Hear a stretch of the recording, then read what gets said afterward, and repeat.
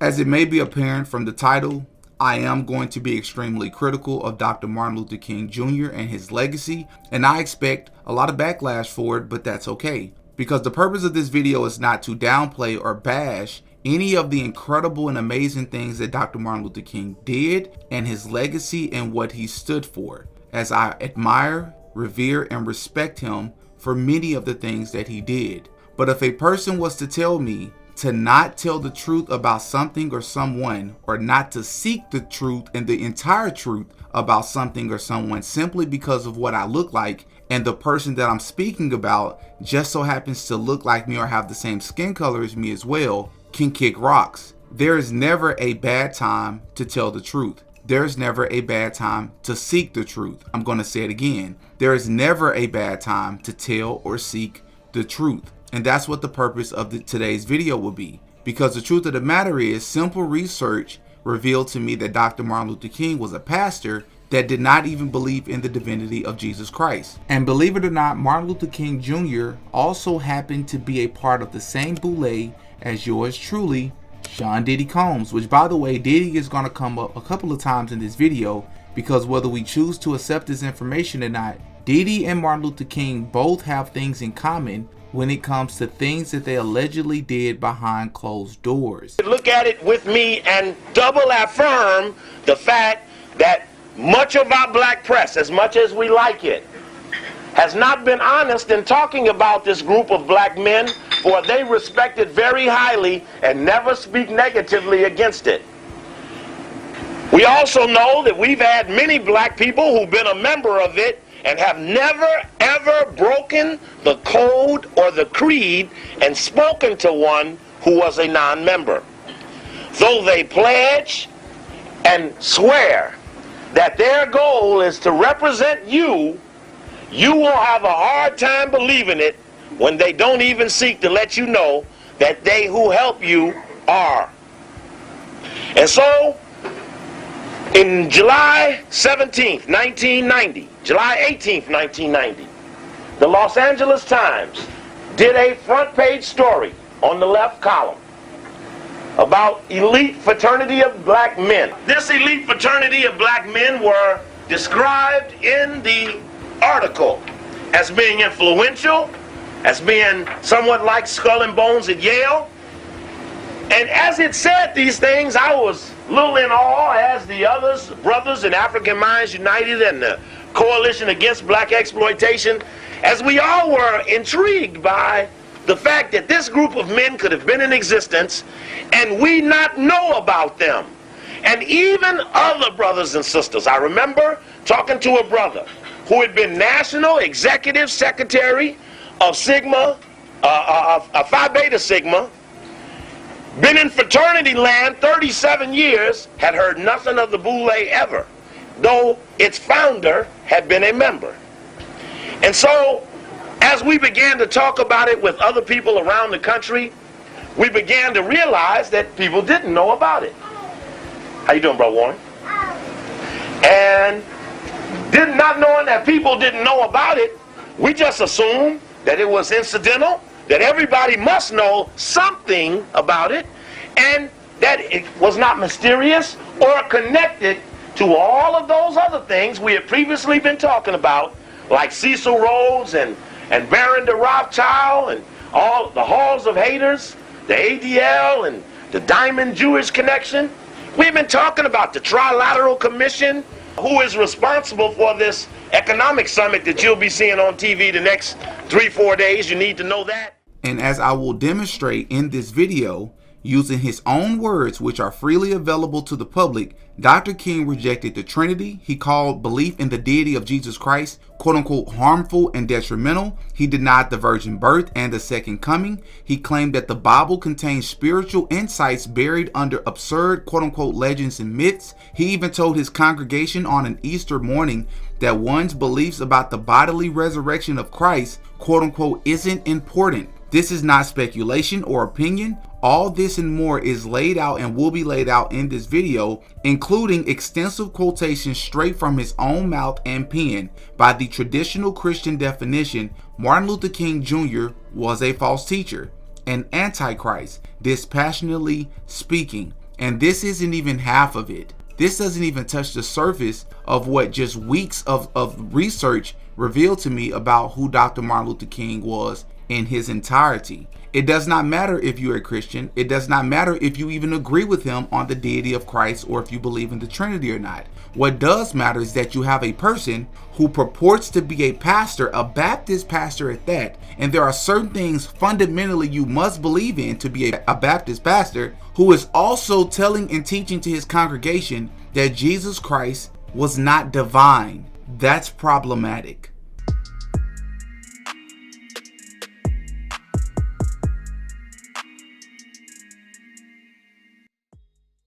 Oh yeah, Diddy got a podcast.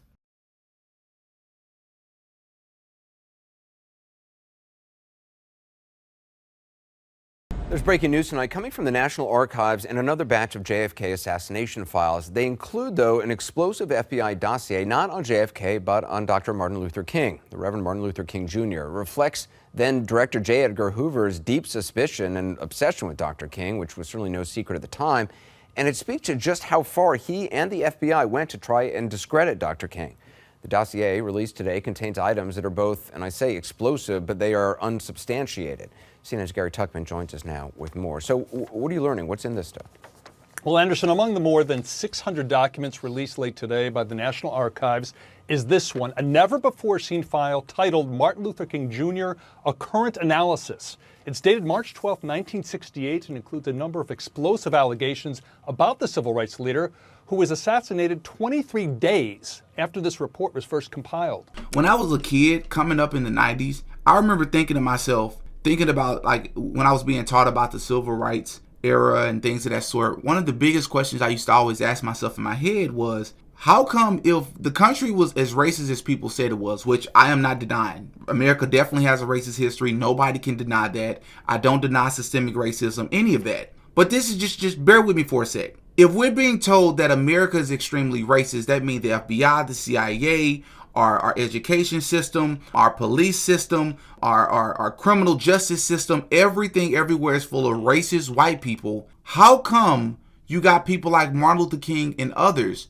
who were able to rise to prominence without quickly being pow-powed, without quickly being killed? Why is that? So I decided to do something. I decided to ask my mother, while working on this video, I decided to ask my mother a question. I said, Mama, let me ask you a question. I said, Martin Luther King, I said, we know all the incredible work that he did. I said, let me ask you a question. If America was as racist as they said it was, how come that they didn't just kill Martin Luther King right away? She said, what do you mean? I said, well, of course they eventually assassinated him, but I'm saying, why didn't they do it right away before any laws got changed, before he was able to lead any marches, any of that, right? If you are a racist country and you control just about every facet in the country, why not just immediately kill this person before they get the people behind them? And she's like, I don't know.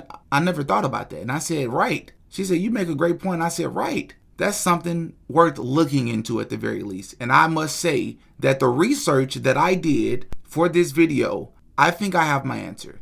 I think I have the reason why in which Dr. Martin Luther King was able to rise to prominence, why he was able to do all the things that he was doing. And what I've learned, and one of the biggest takeaways from this research before I present this to you all, is that whenever you see somebody speaking of prominence, whenever they're publicly speaking on TV and things of that sort, they're almost never speaking on behalf of themselves. They're almost always speaking on behalf of sponsors and funders that are backing them. They're typically speaking on behalf of other people's interests. So I said, who was funding and who was backing Martin Luther King that allowed him to gain this prominence? Everything in this video is alleged, even though everything in this video you can fact check. And I actually encourage everyone to fact check every single thing I'm about to say in this video. This will be, I spent weeks doing research for this video. This will be arguably the most controversial video I've ever dropped before, but I'm prepared for what may come with that. Still don't know how YouTube is going to accept this video. I know it's going to go up on my Patreon. Shout out to Chronicles of Judah. It's an older channel I used to watch many years ago. I learned a lot of this information from him, but I've also done my own research as well. Many people are going to say, Diddy, what's the purpose of this video? What does this serve? What do you get out of doing this? Truth. There's your answer. truth. I'm kind of obsessed with it on this channel, if you haven't figured that out yet. If you're first time here, you'll figure that out pretty fast. Diddy is obsessed with truth. There's nothing wrong with understanding the totality of a person or a situation. And that's what the purpose of this video is. Many things in this video that we're going to discuss, people will not only be skeptical, but will also question the validity of what the FBI, CIA, etc. released and have to say about who Martin Luther King was, the things that he did, and what he actually stood for. And my response is, while it's fair to be skeptical, the problem is that you'd have to also question everything they've ever released that implicated other people as well, such as the JFK files, the RFK files, which, by the way, heavily implicate Israel's involvement in certain things. So I just ask you all to be consistent. Because when James Comey was the director of the FBI and was doing a witch hunt on Donald Trump a few years ago, many people were skeptical of the FBI. So which is it? Are we picking and choosing what we believe from them only when it suits us? Also, if you were to ask the people who ran with Martin Luther King Jr., they confirm a lot of the things we're going to talk about in this video about how Martin Luther King Jr. got down, the things that he did that many people not only didn't know about, but would probably be utterly shocked to find out. So in this video, we're going to discuss a few things. We're going to discuss who we were taught to believe that Martin Luther King was, and then we're going to discuss who he actually was, right? And then we're going to talk about what I believe was the true purpose of Martin Luther King Jr. So without further ado, hit the like button so this video can reach more people such as yourself. I would really, really appreciate it. Without further ado, let's get into it. So essentially, Dr. Martin Luther King Jr. was a Baptist minister and one of the most powerful voices of the civil rights movement in the 1950s and 60s. He believed in nonviolent resistance and led major efforts to end racial segregation and discrimination in America, from the Montgomery bus boycott to the March on Washington, where he delivered his iconic I Have a Dream speech. King pushed for justice through peaceful protest. His leadership helped bring about key legislation like the Civil Rights Act of 1964 and the Voting Rights Act of 1965. He stood for love, equality, and moral courage, even when it cost him his life. I think we can all agree that that's probably a pretty fair assessment of who Dr. King was, or at least the way that they purported him to be, generally speaking. But who was Dr. Martin Luther King Jr. on a deeper level, right? In his full totality. It's important, guys, because if you fully understand who a person was, what their upbringings looked like, what they really believed in, then you get a better grasp as to why they were at the forefront, if you will, and why they were allowed to do many of the things that they were allowed to do. And at the end, once you have the full story, sure, we can still love and appreciate the things that he did, but you have a better idea of who we're talking about here. So who was Dr. Martin Luther King really? Martin Luther King Jr., whose real name is Michael King Jr., being that his dad's name was also Michael King, the minister role that Martin Luther King Jr. in particular had was a front, and I'll prove it in this video. Martin Luther was a 16th century German monk and theologian who sparked the Protestant Reformation. In 1517, he famously presented his 95 Theses to a church door, challenging the Catholic Church's sale of indulgences and calling for reforms. He emphasized that salvation by faith alone and the authority of Scripture over church tradition and the priesthood of all believers. His teachings reshaped Christianity and led to the creation of Protestant churches across Europe. After a trip to Germany in the 1930s, Martin Luther King Sr., so Martin Luther King Jr.'s dad, was so inspired that he changed him and his son's name, but that's a conversation for another day. I'll try to keep this simple here because we got a lot to talk about. Martin Luther King's mother, Alberta Williams King, went to Spelman College. Spelman College is named after a woman named Laura Spelman. Laura Spelman was the wife to John D. Rockefeller. Two of the women who started Spelman College met with John D. Rockefeller, I believe in Ohio, to pitch the idea to get funding for the school. John D. Rockefeller liked what he heard, and he ended up funding the school. Alberta, that being Martin Luther King Jr.'s mother, but he wasn't alive at the time yet, Alberta ended up meeting Michael King Sr. or Martin Luther King Sr. while she was at Spelman College. Alberta's dad was running a church called the Ebenezer Church, a church that Martin Luther King Sr. would eventually become the leader of, replacing Alberta's father. A lot of people don't even know this, but Martin Luther King Jr.'s mother, Alberta, was actually assassinated in that same church after Luther King had already been assassinated himself by a gentleman by the name Marcus Wayne Chenault. Look him up, Chenault, whom I personally believe was under MK Ultra. He came to the church to kill Martin Luther King Sr., but when he didn't see him, he killed Alberta instead. His motivation was that he said he was tired of Christian pastors misleading the black community. He was found guilty, sentenced to death, but would later be changed to life in prison. But when they arrested him, they actually found a hit list in his pocket of individuals that he wanted to take out. One of those people being Aretha Franklin. I believe this guy was specifically MK Delta programmed, which was the assassination program of the MK Ultra program. And then 1 year after Martin Luther King was assassinated, which again, we're going to get into this. I just got to be all over the place, y'all, but it's going to make sense. A year after Martin Luther King passed away, his brother, who I believe his name was Alfred King, was actually found floating in a pool from an accidental drowning, despite the fact that he was an expert swimmer. And now the King family has been on public record stating multiple times that they do believe that was foul play, because it just made no sense how he just ended up dead. And what I'm doing here, I'm just setting the foundation. I'm setting the precedent on Martin Luther King, who his family was, where they came from, what happened to him, before we delve into a lot of the granularities of who Martin Luther King Jr. was and what he actually believed in. But speaking of church, Martin Luther King did not believe in the scriptures at all, for the most part. He did not believe in the divinity of Jesus Christ. While attending Crozer Theological Seminary in the late 1940s, Martin Luther King Jr.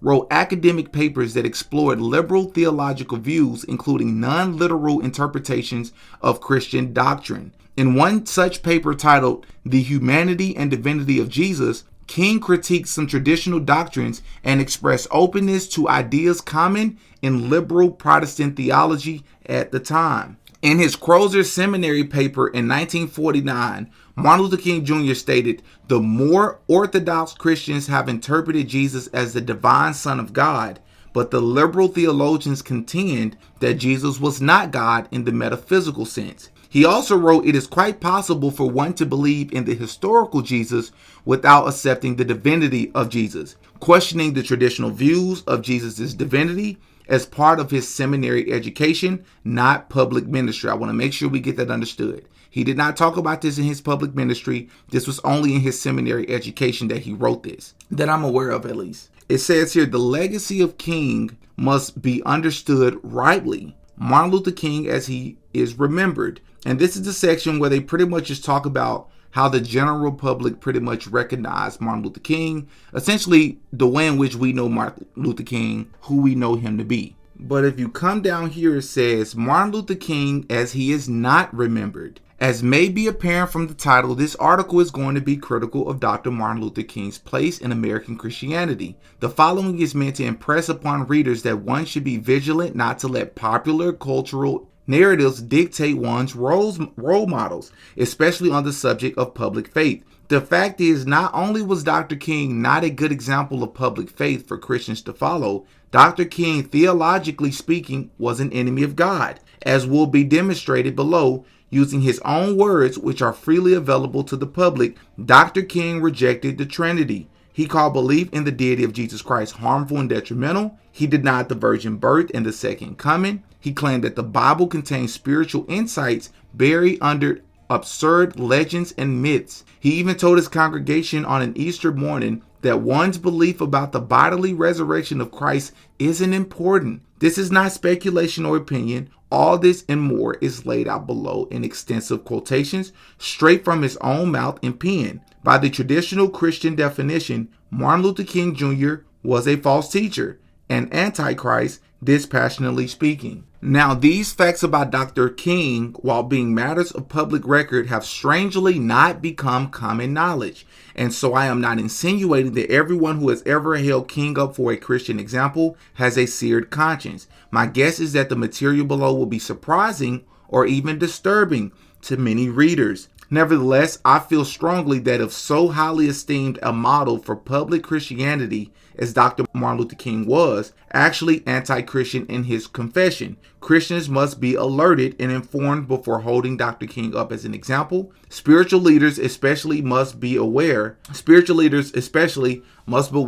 lest they lead their flocks to poison wells. The evidence of apostasy. In 1 Timothy 5:19, the Apostle Paul writes to the young church officer, do not receive an accusation against an elder except from 2 or 3 witnesses. Every extended quotations you read below will be from Dr. King himself. What I'm about to do is bury you in these quotations to drive home that I am not cherry picking vague statements out of context nor engaging in hearsay. Martin Luther King Jr. entered Crozer Theological Seminary in 1948, the same year he was ordained a minister at his father's church, Ebenezer Baptist in Atlanta, Georgia. Crozer Seminary, by all accounts, was absolutely poisonous to the Christian faith. Prominent faculty were intent on driving from their students any actual belief in the inspiration of the Bible. Even as a young man of 19, though, King had already become enamored by theological liberalism in college. Moreover, far from undergoing quote-unquote academic brainwashing, he would later recall that he had been harboring skepticism of the Orthodox Christian faith almost since he was old enough to comprehend it. In 1950, writing on his early Ebenezer years for a seminary essay, King reminisced, the lessons which I was taught in Sunday school were quite in the fundamentalist line. None of my teachers ever doubted the infallibility of the scriptures. Most of them were unlettered and had never heard of biblical criticism. Naturally, I accepted the teachings as they were being given to me. I never felt any need to doubt them, at least at the time I didn't. I guess I accepted biblical studies uncritically until I was about 12 years old. But this uncritical attitude could not last long, for it was contrary to the very nature of my being. I had always been the questioning and precocious type. At the age of 13, I shocked my Sunday school class by denying the bodily resurrection of Jesus. From the age of 13 on, doubts began to spring forth unrelentingly. At the age of 15, I entered college, and more could I see a gap between what I had learned in Sunday school and what I was learning in college. This conflict continued until I studied a course in Bible in which I came to see that behind the legends and myths of the book were many profound truths which one could not escape.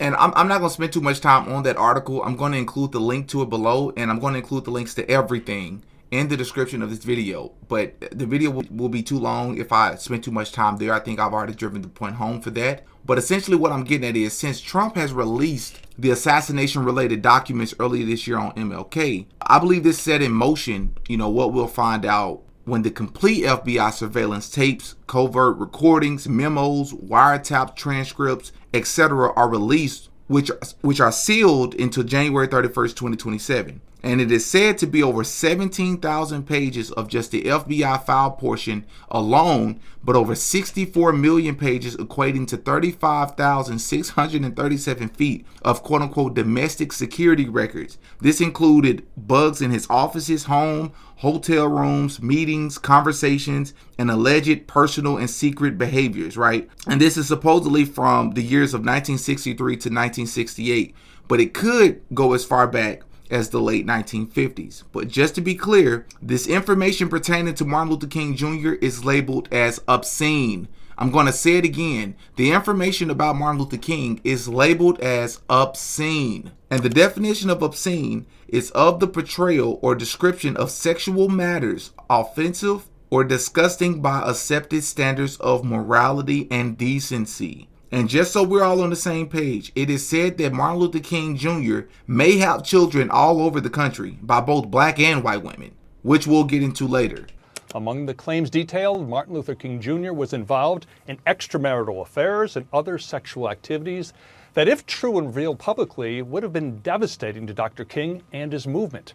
In addition, there are pages and pages detailing Martin Luther King and his organization, the Southern Christian Leadership Conference, with alleged ties to known communists, and finally details about supposed financial improprieties by Dr. King and the SCLC. Now, I want to stress that the FBI, under Director J. Edgar Hoover at the time, had been investigating Martin Luther King Jr. for years at this point in the hopes of finding damaging information, and that we have no way of corroborating these allegations in. Martin Luther King Jr., for me in particular, he's Machiavellian in nature. And for a lot of us don't even know what Machiavellian means or where the term came from, because a lot of us heard the term Machiavelli for the first time in our life from Tupac, who, interesting enough, was a Machiavellian figure, that being he served a similar purpose in deceiving the masses by pretending to be something he wasn't, right? The term comes from a person named Niccolo Machiavelli, who was a 16th century Italian political philosopher best known for his work The Prince, which came out in 1513. In that book, Machiavelli argued that a ruler should be more concerned with maintaining power and stability than with acting morally by traditional standards. He believed that in politics in particular, effectiveness and results often matter more than ethics. One could even argue that applies to Trump as well. So essentially, the ends justify the means. So for example, in The Prince by Machiavelli, it's stated that rulers may need to use deceit, manipulation, or even cruelty if it helps secure or preserve their rule. For example, he wrote that it's better to be feared than loved if one cannot be both, because fear is more reliable in keeping people in line. Once again, that could be applied to Trump. He also suggested that a successful ruler may have to appear moral while secretly acting immorally if it helps achieve a greater goal, like national unity or long-term peace. Something like a double agent. Whether Martin Luther King knew it or not, he was working for both the U.S. government and also for the communist interests, and when they were done with him, they got rid of him allegedly, but we'll get into that later. Which, by the way, Martin Luther King was also influenced by a guy by the name of George Hegel, who was a German philosopher and the father of the Hegelian Dialectic, which in short is Luciferian principles, and I'll show that later in the video as well. While studying at Crozer Theological Seminary and later at Boston University, Martin Luther King Jr. read Hegel extensively. He appreciated Hegel's idea of history as a dialectical process, the notion that truth unfolds through the conflict of opposing ideas. King saw this as compatible with Christian thought and used it to frame nonviolent resistance as a way of transforming unjust systems. He even mentioned Hegel in his writings and sermons. Now, Hegel heavily influenced and taught a guy by the name of Bruno Bauer, who made the controversial claim that the Bible, particularly the New Testament, was shaped by Greco-Roman ideas. Well, Bruno Bauer, the same person, was the mentor for a guy by the name of Karl Marx in the early 1840s.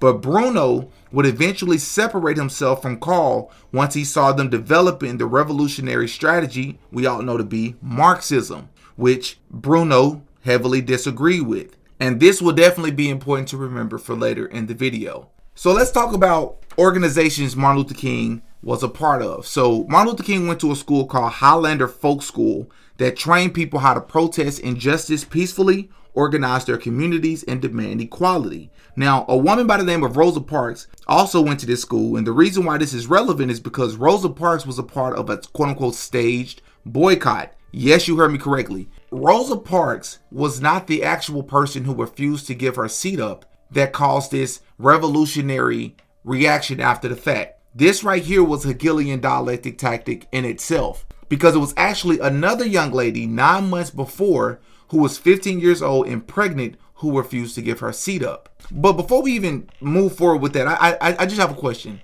Did it never sit weird with anybody that they had a perfect picture of Rosa Parks sitting? That's something I also thought about as a kid. I'm like, were there cameramen already on the bus when this situation happened? Did cameramen show up after the fact and she wouldn't get up? What are the details around the fact that explains how cameramen just perfectly seem to be in these situations? How do you get this picture of her just sitting there so peacefully and calmly as if you were there when it happened? It would make the most sense if it was staged. Because before this picture was taken of Rosa Parks in 1955, where she quote-unquote refused to give up her seat, there was a 15-year-old pregnant girl named Claudette Colvin, but civil rights leaders chose not to use her as a public face of the movement because she was a teenager and she later became pregnant out of wedlock, which they feared would distract or discredit the cause in the 1950s moral climate. Now, many of you are going to say, so what? they're doing this for a great cause. It doesn't matter if it was the same person or not.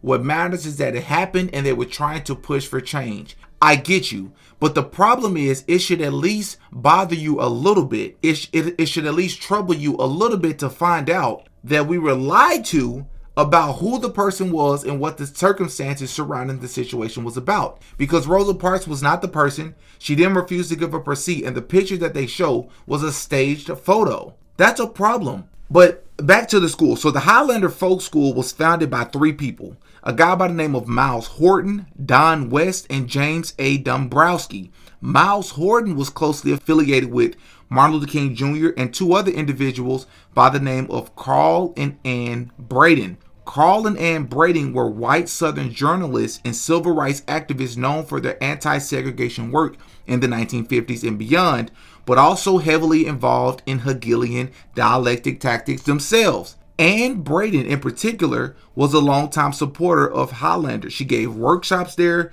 was connected to many of the same networks as Miles Horton. But back in 1954 in Louisville, Kentucky, Carl and Ann Braden bought a house on behalf of a black couple, Andrew and Charlotte Wade, who were barred from purchasing it because the neighborhood was whites only. But when the Wades moved in, the home was immediately blown up with a dynamite bomb, gunshots, etc. No one was seriously injured, but no one was ever convicted for the bombing until Carl Braden himself was actually accused, arrested, convicted, and sentenced up to 15 years for engaging in quote-unquote sedition, with the authorities claiming that he was a part of a communist plot to stir up racial tension. So in other words, the Bradings set the fires themselves as part of a communist-inspired sedition plot to make it look like there was this high level of racism that was happening in Louisville, Kentucky on a terroristic level, when that's not the case. They staged it themselves. Now, 2 things can be true at the same time. White supremacists did exist during this time, and many of them did not want to live around black folks. Yes, of course. But the Bradens not only manufactured an entire incident, but also committed a felony in the process. Now, these were the type of things that they would do and still do today with Black Lives Matter, etc., to further their agenda. Now, why would they do this back in the 1950s? To force integration. But the purpose of forcing integration wasn't just about quote-unquote equal rights for blacks, because many older blacks will tell you that they had it better in some cases segregated, and that integration wasn't necessarily needed, so to speak. But part of their communist agenda needed integration to happen in order to break down culture. Because when you achieve this, people then begin to rely on government for not only help, but also inspiration. Now let's talk about the Southern Christian Leadership Conference, which is a major civil rights organization in the United States, best known for its leadership role in the nonviolent movement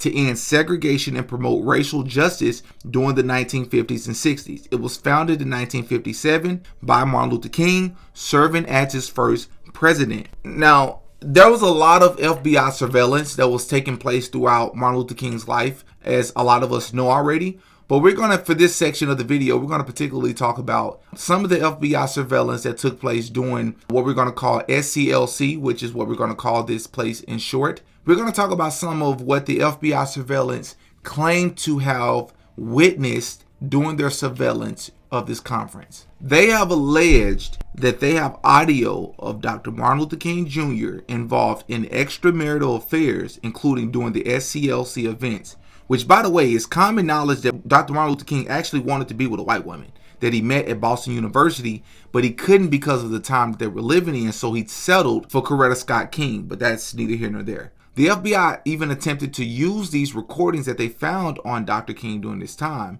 to discredit and blackmail him, even sending him the infamous anonymous letter urging him to commit suicide, which once again we'll get into later. Some historians, such as David Garrow, who is a Pulitzer Prize winning biographer, have written about King's affairs and suggested that some occurred during the SCLC related activities or trips. More controversially, Garrow also referenced FBI reports alleging that King was aware of or present during the acts of sexual misconduct by other people. So in other words, Dr. Martin Luther King wasn't just engaging in extramarital affairs and cheating on his wife, but he was apparently or allegedly present when it was taking place with other people as well. Last time I checked, that's called an orgy. These claims remain highly disputed and controversial, partly due to the FBI's agenda and unethical surveillance. I want to make sure that I include this to be fair, but I do believe these reports because too many folks were saying the same thing about Martin Luther King at the time, which you'll hear here in a moment. There were also rumors of other romantic entanglements between male leaders and female staff or volunteers. Ella Baker, one of the few high-ranking women in the movement, was known to be critical of the quote-unquote Messiah complex and the male-dominated culture in the SCLC, which she felt sometimes used women without empowering them. The movement's reliance on charismatic male preachers created an environment where admiration, influence, and travel could lead to moral lapses or boundary-crossing behavior. As in many high-pressure, high-profile movements, some leaders may have used their status in ways that conflicted with the values that they preached. And this organization altogether, and I'm not the first to say this, seemed to almost be like a business front used to have as much sex as possible in the veneration of Bacchus, which once again we'll talk about in a moment. And to be honest with you, I personally view what the SCLC was at that time, I personally view them as the equivalent of what Black Lives Matter is today, right? Supposedly serving a great cause that the general public is supposed to believe there is a need for, but when you actually dig into the organization itself, there was a lot of corruption and degeneracy involved. Every other person was a pansexual or degenerate in some manner, but pretended not to be public-facing wise. Which nowadays, Black Lives Matter don't even do that. Nowadays, being openly lesbian and gay is celebrated, of course. But it is believed and said by many that Dr. Martin Luther King was involved in pederasty and homosexuality. It is also said that Dr. Martin Luther King was sleeping with other people's wives and involved in pansexuality. So let's see here. It says explosive Martin Luther King document amid JFK files. So this came out back in 2017. Let's see what this is talking about. A secret FBI dossier on civil rights leader Dr. Martin Luther King alleges that he had a string of affairs and other sexual aberrations, as well as links to the Communist Party. I told y'all. I literally told this is what I wanted to get to, because I think this is going to be a good article to speak to some of the things that I was talking about, because the more and more I dug into just the Dr. Martin Luther King story, the more and more things started to make more sense to me. But let's read here. It says, it is dated just 3 weeks before Dr. King's assassination in April 1968. The file was released in a tranche of documents relating to the assassination of John F. Kennedy released on Friday. Mr. Kennedy is not referenced in the file, and it is not clear why it was kept secret for almost 50 years. There is no evidence that any of the claims in the report were verified. Interesting.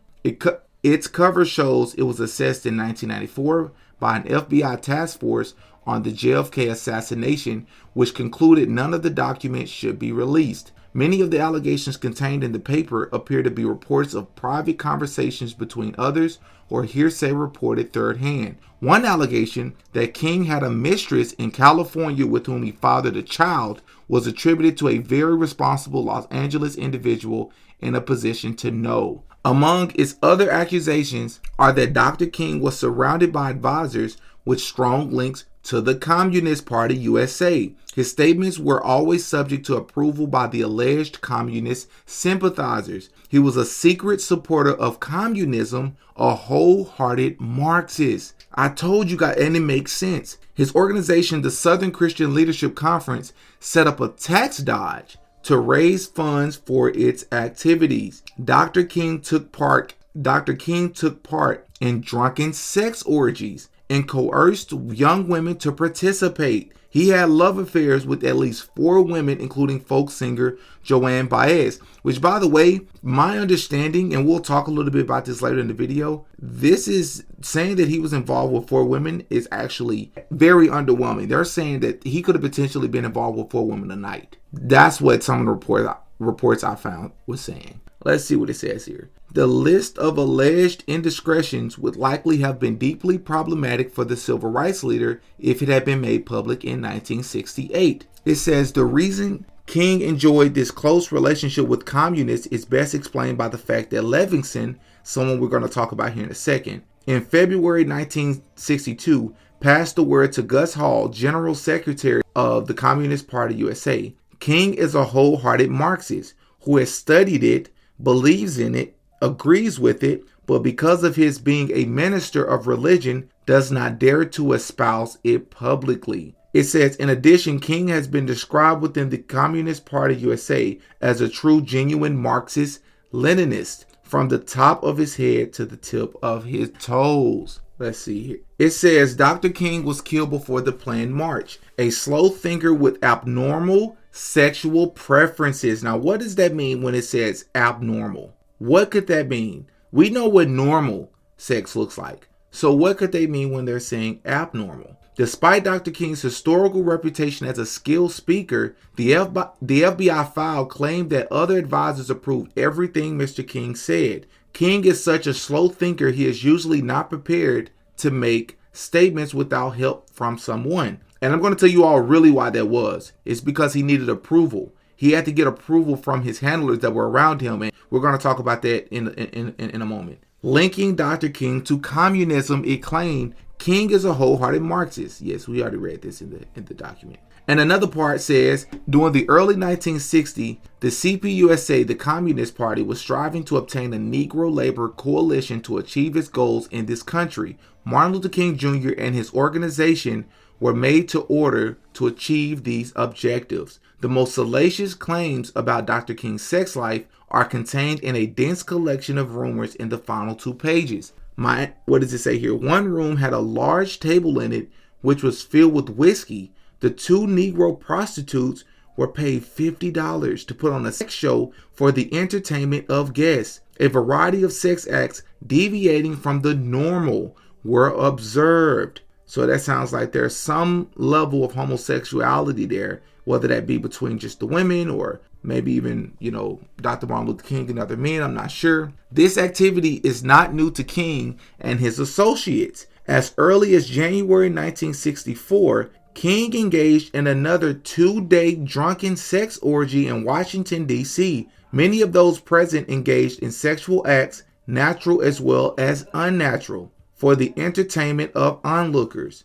When one of the females shied away from engaging in an unnatural act, King and other of the males present discussed how she was to be taught and initiated in this respect. Through the ensuing years, and to this day, King has continued to carry on his sexual aberrations. What does it mean to have an aberration? Secretly, while holding himself out to public view as a moral leader of religious conviction. Remember when we were speaking earlier about the Machiavellian complex, having to present yourself one way to further the cause while being a different way behind closed doors. This further speaks to that. It says, at a February 1968 workshop to train ministers in urban leadership, it is alleged one Negro minister in attendance later expressed his disgust with the behind-the-scenes drinking, fornication, and homosexuality that went on at the conference. This is supposed to be a conference heavily involving pastors and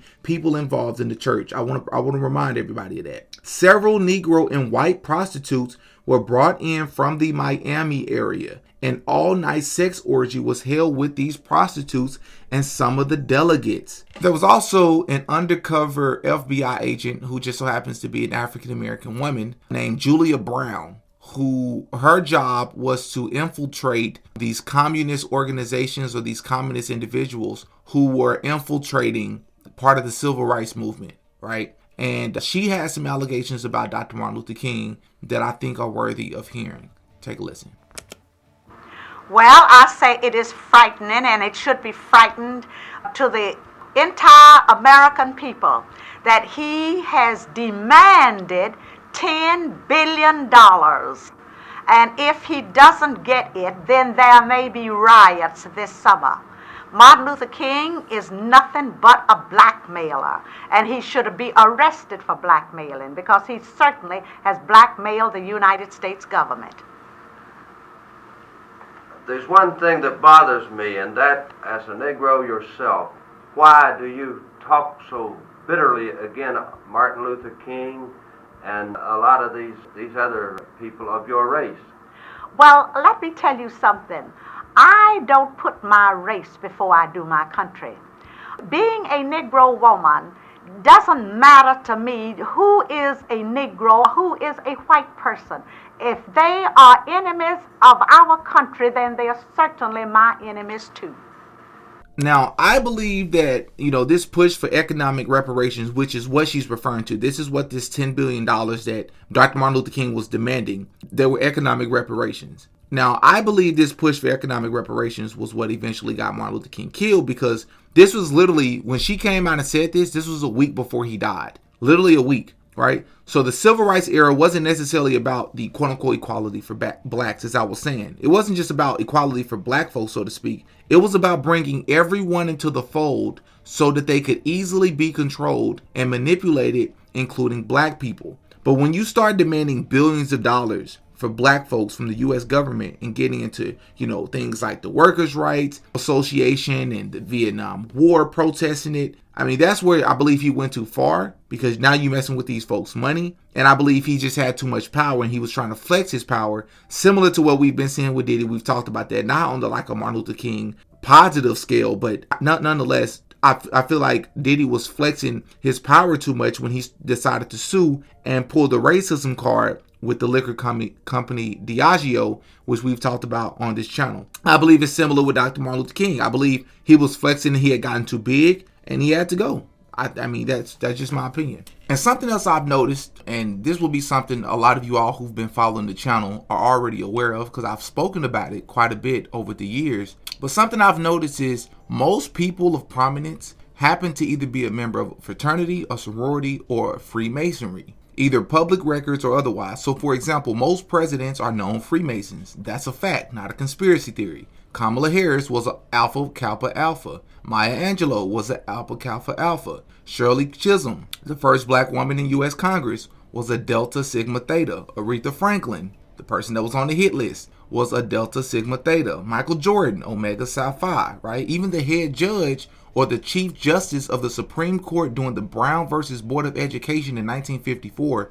was a man by the name of Earl Warren. Not only was he a Freemason and his public record, but he was named Grand Master of the Masons in California in 1939. But that's not all. He was also appointed as Chief Justice of the Warren Commission, the presidential commission established by President Lyndon B. Johnson to investigate the assassination of President John F. Kennedy in 1963, which we'll talk about later in the video why JFK was allegedly assassinated, because all of this is relevant. And so even though I don't feel like I should have to say this, but I'm going to just remind people why it's relevant and why it's important that we point out the fact that a lot of these people are publicly known to be fraternity members, sorority members, or Freemasonry, which all fraternity and sorority is low-level Freemasonry. But this is why it's important, because you do have to take an oath and pledge an allegiance to these fraternities. Taking oaths to a fraternity violates biblical commands not to swear allegiance to anything but God. And this is Matthew chapter 5, verse 34 through 37, which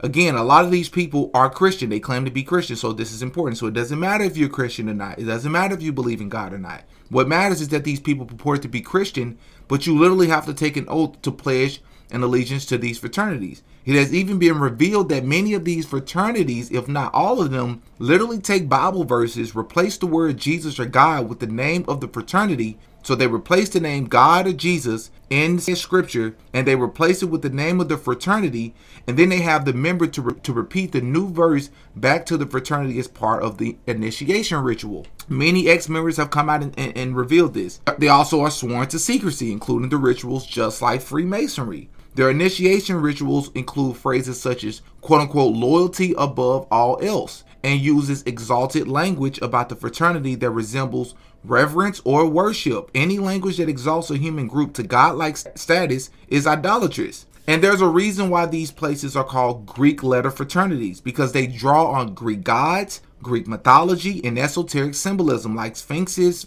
pyramids, and they got the light and darkness metaphors, which is paganism. You also have hazing rituals, which I'm sure a lot of us have heard about, which involves humiliation, fear, or pain, which is demonic in nature. And because there have been several people over the years that have literally lost their lives due to or participating in these rituals, so what these fraternities did was publicly ban hazing and condemn it but never actually stopped the practice in private. And proof of this is you can watch any documentary exposing fraternities, which is not a whole lot of them because of the dangers that these people place themselves in when they speak out against these fraternities, or the way it can just ruin your life. Or you can simply YouTube or Google ex-members speaking out, and they'll tell you themselves what goes into joining these fraternities and sororities and what they still do in private in order for you to be a part of the fraternity or sorority. So I want you to keep this in mind as we list all the people that were members of a fraternity and or Freemasonry that was a part of Martin Luther King Jr.'s camp.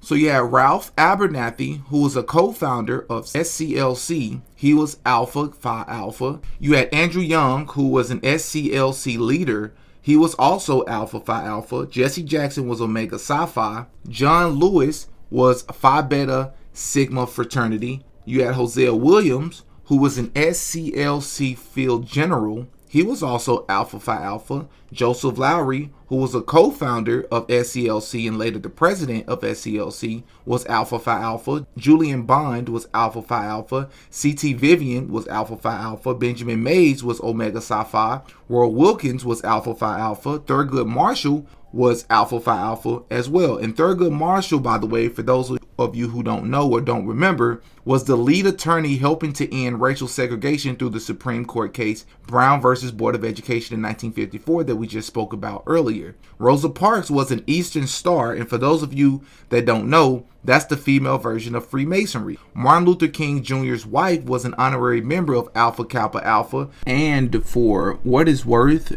I wasn't able to find definitive proof that Martin Luther King Jr. himself was a Freemason, but his father, Martin Luther King Sr. or Michael King Sr., was 100% a Freemason. Martin Luther King himself was a member of Alpha Phi Alpha.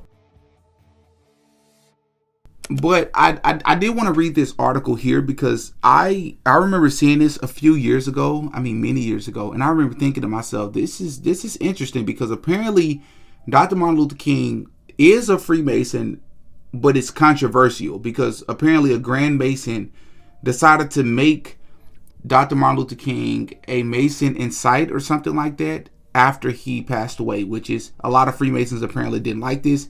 But let's read this article to get an understanding. Bonded by Brotherhood, Martin Luther King Jr. and Freemasonry. On Sunday, April 1st, 2000, about 1,200 people came together to attend the Millennial Sunday Convocation at Morehouse College. The event celebrated the Atlanta Civil Rights Movement and Dr. Martin Luther King Jr. and his legacy. It culminated in the dedication and unveiling of a plaque that has the full text of King's I Have a Dream speech. King's widow, Coretta Scott, and his son, Martin Luther King III, were in attendance, and as were about 200 Freemasons dressed in full Masonic regalia. Now, the first thing I would ask is, now why would so many Masons, 200 people is a lot, but why would 200 Freemasons dressed in full Masonic attire show up to an event to commemorate Dr. Martin Luther King? Why? Because even if you were to say it's incidental and maybe, people who admire, so-called black people who admired Dr. Martin Luther King and his legacy and his work, just wanted to show up, who just so happened to be Freemasons, but they showed up in their regalia, in their attire, which communicates to me that it's related. They wanted to send a message with this, and I want to know why. And as you can see here on his plaque, clearly you can see both the Masonic symbols. You have the compass, and then you have the pentagon or the pentagram here for the I Have a Dream speech. After the event, a rumor circulated that most worshipful prince, listen to that, worshipful. Why would any human need or necessarily, why should any human be called worshipful? No human is worshipful. Circulated that the most worshipful prince, Hall Grand Lodge of Georgia Grand Master Benjamin Barksdale, who had given remarks during the event, had made Dr. King a Mason at sight at the ceremony. A Mason at sight is a non-Freemason raised to the degree of Master Mason through the authority of a Grand Master. The news of King's alleged appointment to Master Mason after death caused controversy in the Masonic world, primarily because a dead person is not able to exercise one of the primary tenets of Freemasonry, which is joining of one's own free will. To become a Freemason, aspirants typically must go through a process by which they attain the first 3 degrees of Freemasonry. First, candidates are initiated and are known as entered apprentices. During this stage, they learn some of the secrets of Freemasonry and upon completion are entitled to be called, quote unquote, brother.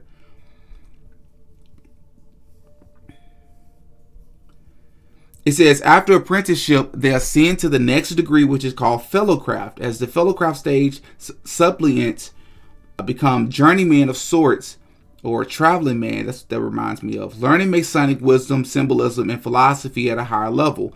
Finally, aspirants become master masons when they complete the 3rd degree of Freemasonry and are elected to membership in a lodge. Master Masons are full-fledged members of the fraternal order, and according to the website, be a Freemason may enjoy both the rights and responsibilities of membership and visit lodges throughout the world.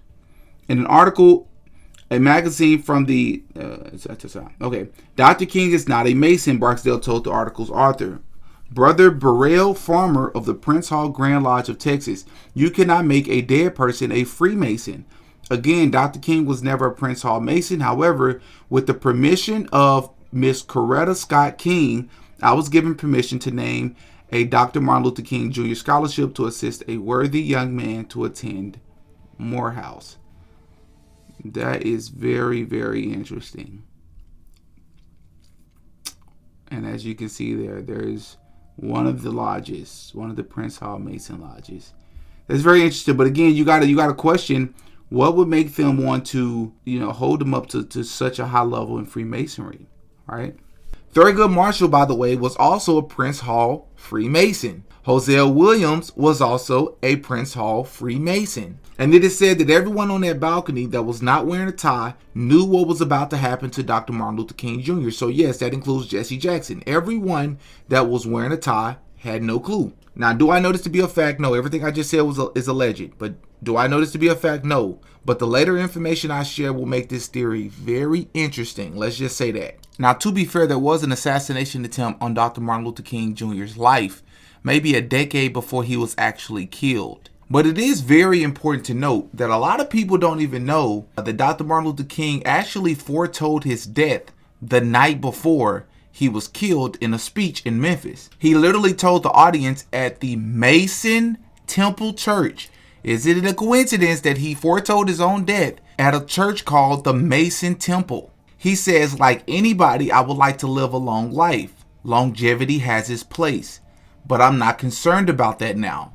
I've seen the promised land. I may not get there with you, but I want you to know tonight that we as a people will get to the promised land. And I'm happy tonight. I'm not worried about anything. I'm not fearing any man. Mine eyes have seen the glory of the coming of the Lord. And why this is also important, it's because if you remember people like Biggie, and we know he's closely affiliated with Diddy. What was the name of Biggie's album right before he passed away?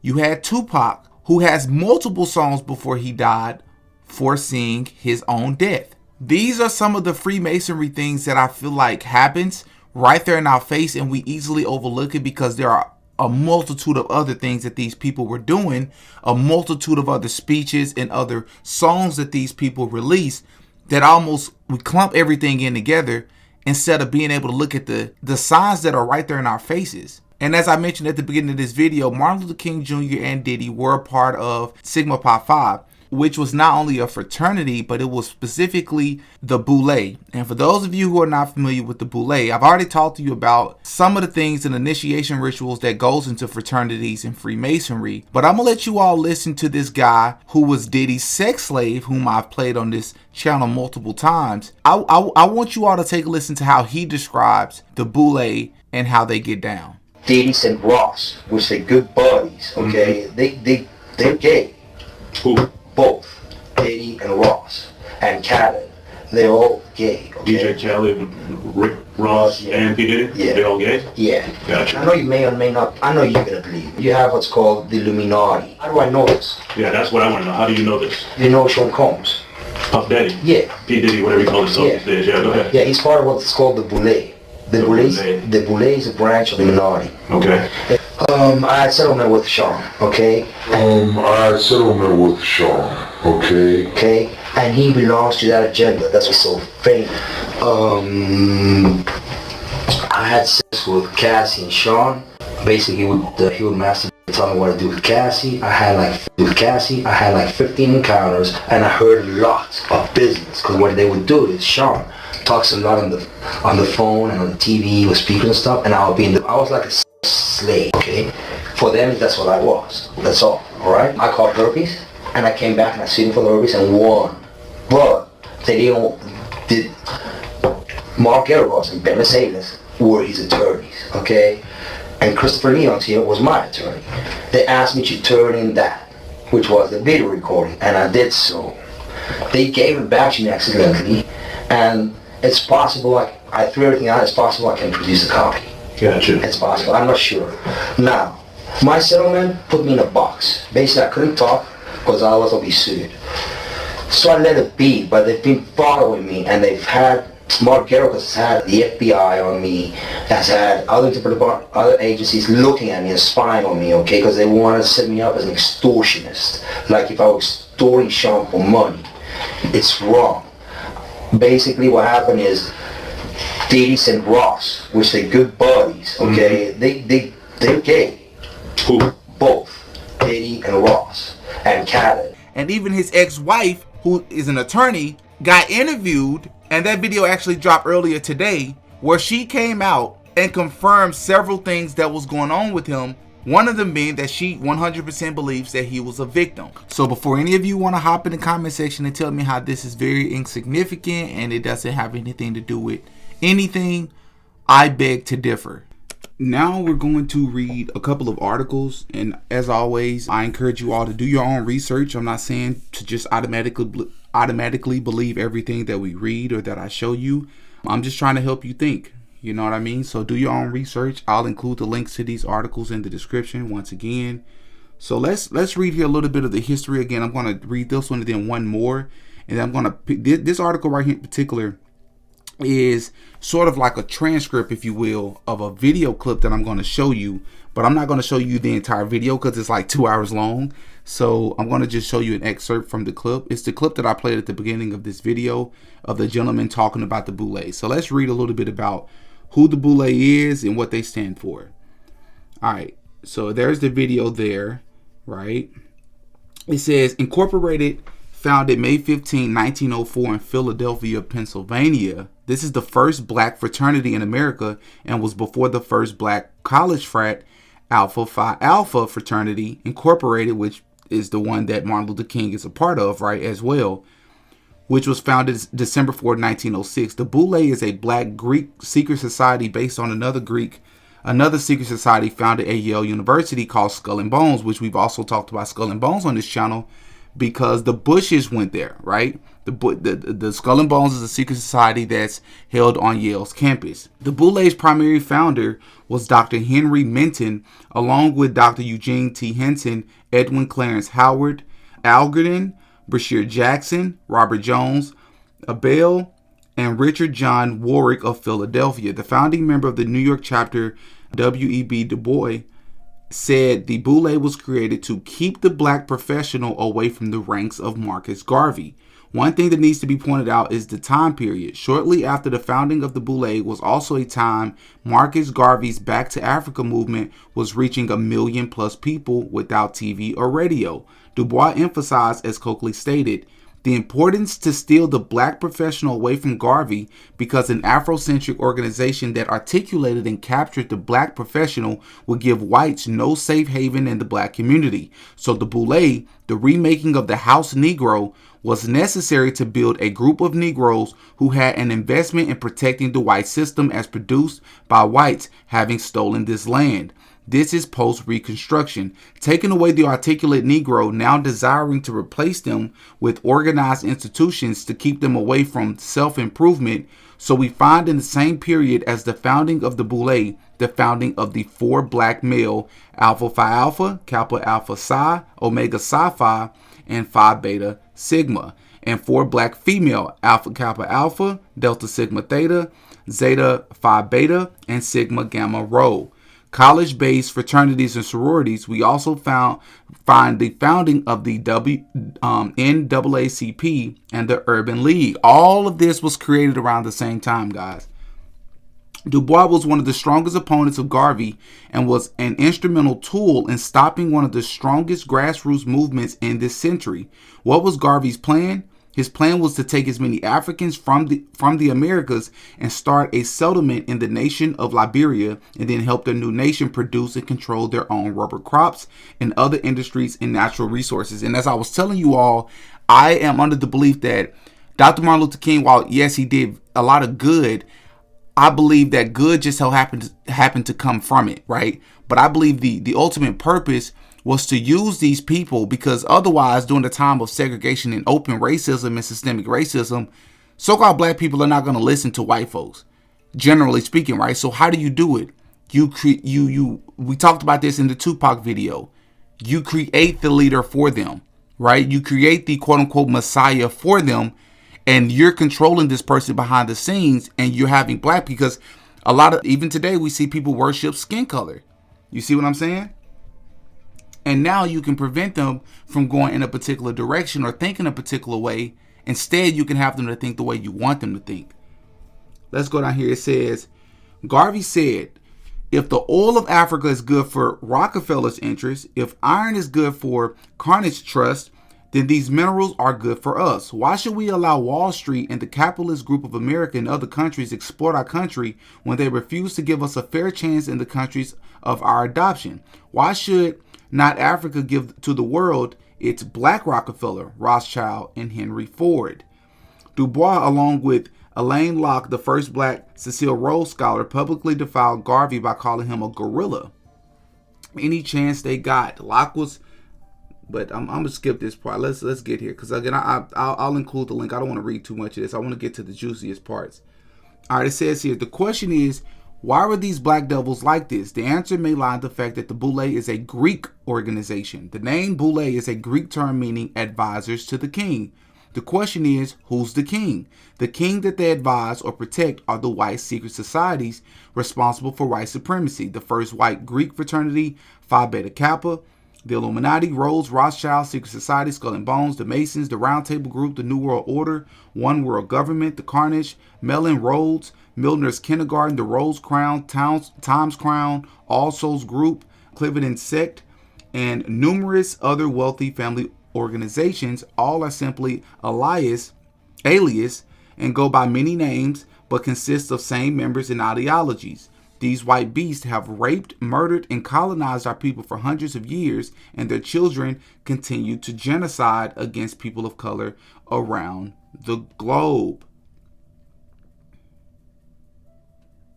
Let's see here. You know, something I used to think about when I went to college, first and foremost, I was asked if I wanted to join, and I looked at that person like they were crazy. And this was I was like maybe 21 at the time, and I was asked this question, or 20 at the time. And I was like, what? No. Like, why in the world would I want to join something like that?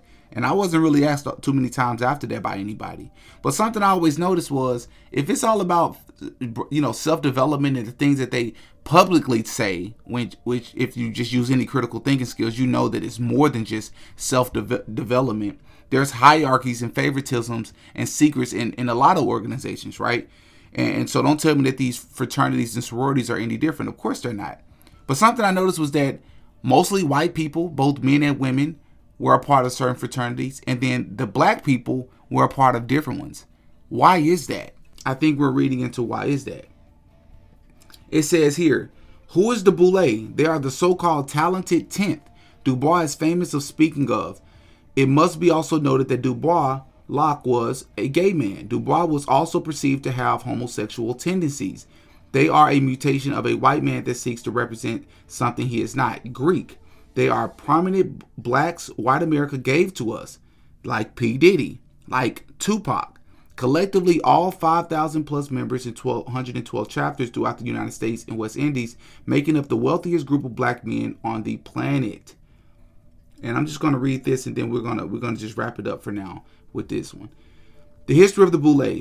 Boule, again, meaning advisors to the king, is the lower house of Greek parliament. Inside the Boule's history book, written by Charles H. Wesley, a Boule member, he also wrote the history books for Alpha Phi Alpha, the Elks, and Prince Hall Masons, and founded Central State University in Ohio. Wrote on page 28. While none of his founding members, Minton was also owned the first black drugstore in the United States. Wanted to create such an organization.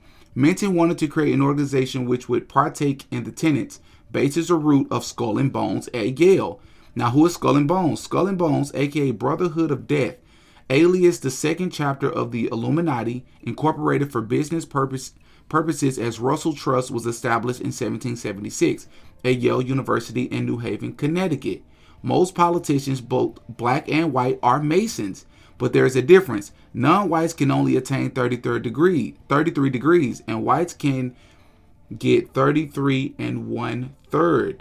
The root of Masonry is of the knowledge 33 1/3 degrees. Now, if Henry Minton, who was black, wanted to create a black secret society based on these beliefs and customs, what type of devil is he? If you were to look on page 38 of the Boule's history book, it also says, in the building of the organization's plan, reliance was placed upon Greek history and tradition. The reasons of this actions are not difficult to discover, for it is well known that the study of Greek civilization was basically an acquaintance with Western civilization, although Greek culture had relationships with the culture of the Orient. If you are familiar with Masonry or secret societies, members took a pledge to never reveal the secrets of the organization, for if he did, his punishment would be death.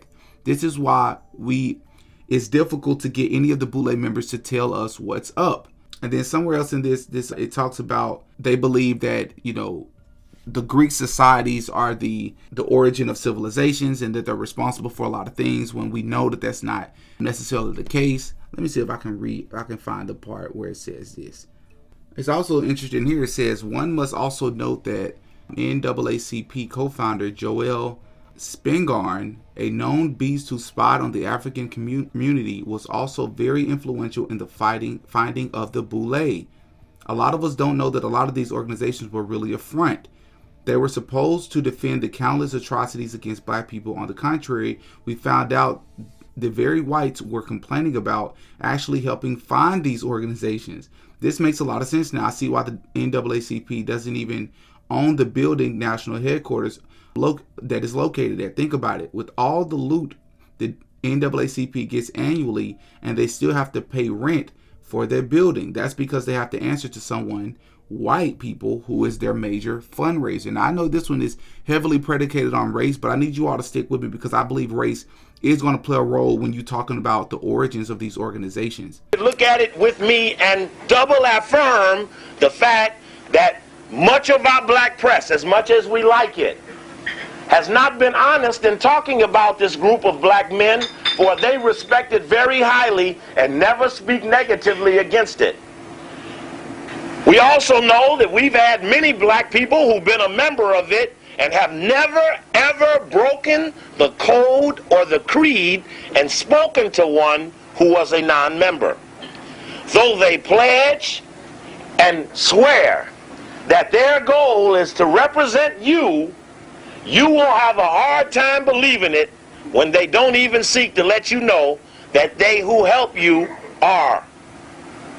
And so, in July 17th, 1990, July 18th, 1990, the Los Angeles Times did a front page story on the left column about elite fraternity of black men. Excuse me, brother.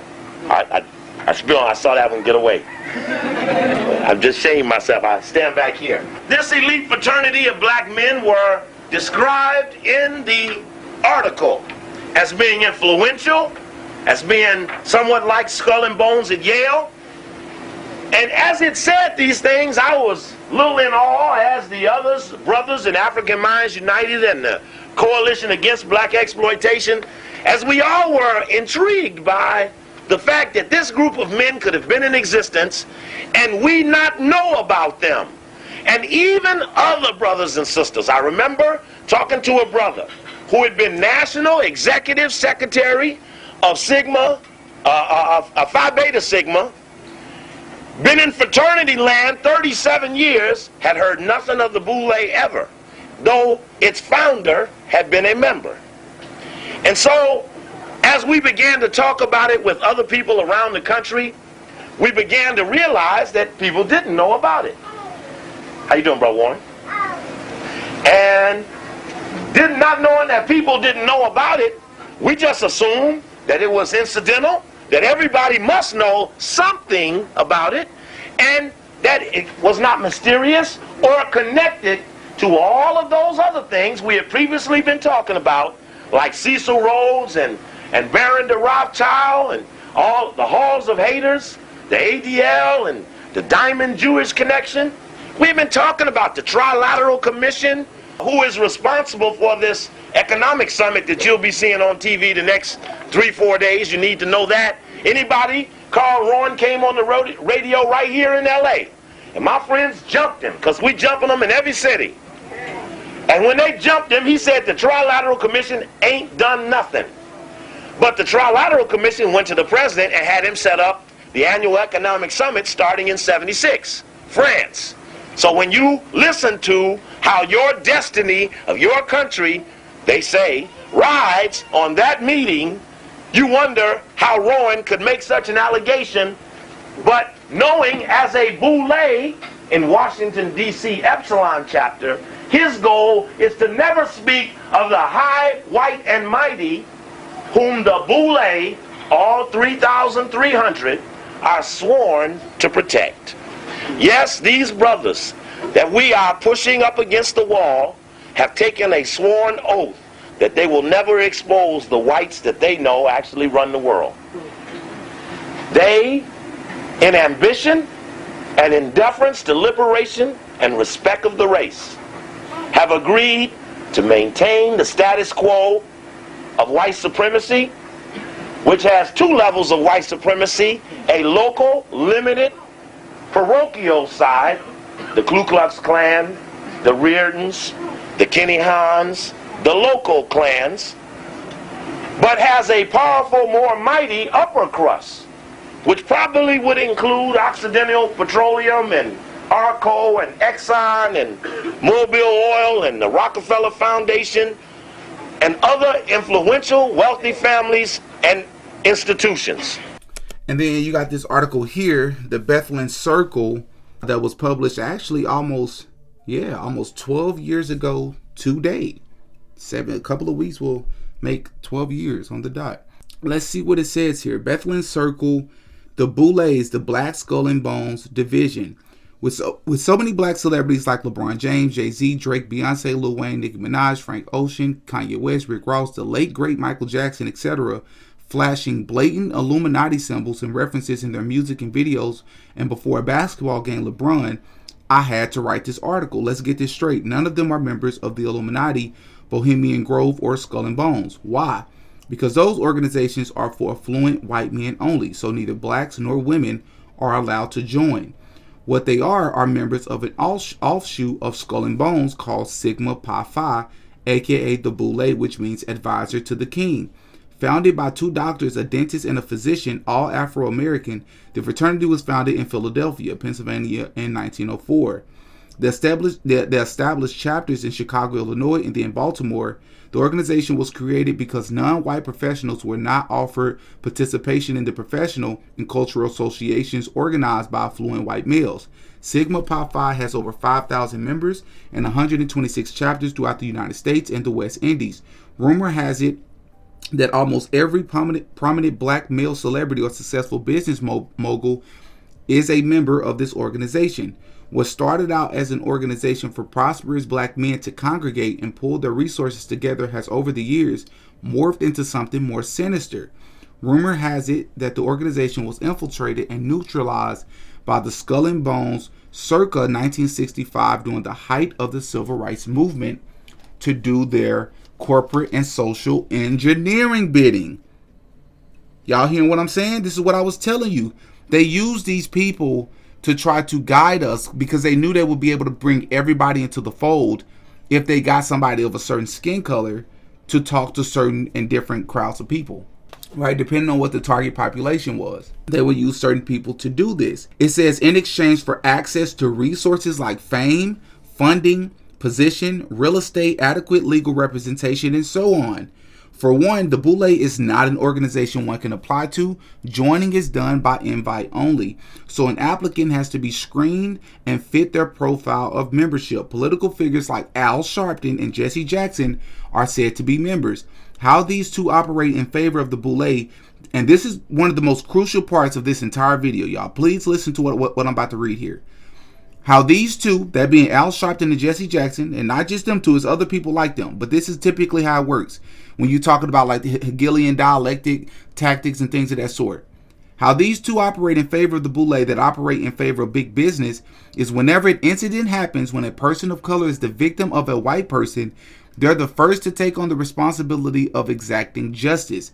How do they exact justice? By creating a storm of confusion via blame whitey and black victimization, which is why I tell brothers and sisters this, but I say think for yourselves. I will never say that racism doesn't exist. I will never say that systemic racism hasn't existed in this country. But what I'm telling you is we can clearly see that we have enough to be able to get by and create our own success. No matter what you look like in this country, that's true. I'm not saying there are not systemic injustices that don't happen. However, when they always yelling at you and telling you that something is about racism, and no matter what is racism, and no matter, it doesn't matter the circumstances, it doesn't matter the details, think for yourself. Go and check out the situation for yourself and you come up with your own conclusion, because these people are opportunists, but not just opportunists for themselves, but for those above them. Right? It says completely ignoring the fact that the number one killer of black men ages 16 to 35 are other black men. Many black politicians partner with Zionistic media outlets in creating a hate whitey mentality in many blacks who aren't aware of this trick. Rappers like Jay-Z, Rick Ross, Lil Wayne, and others promote hedonistic music, flashing Illuminati symbols while showing off their riches to implant in the minds of many young people of color that the best way to become rich and famous is to become a secret society and do as thou wilt, like Aleister Crowley, who we've talked about many times on this channel, who a lot of these celebrities follow, right? The self-proclaimed most wickedest man in the world, who both Jay-Z and Michael Jackson looked up to. How does all of this tie into Sigma Pi Phi? As member of this elite organization, they must operate in the best interest of these corporate investors and against the betterment of their own people. Politicians like Sharpton and Jackson promote a black victimization, F the system mentality, while black entertainers promote an outlaw, anarchistic mindset and lifestyle that's prevalent among poor minority communities nationwide. Both are members of the Boule, and both parties create antisocial behavior with no sense of accountability, which influences criminal behavior, thus filling up the prison industry, which is what we was talking about. We've made videos on my YouTube channel talking about this.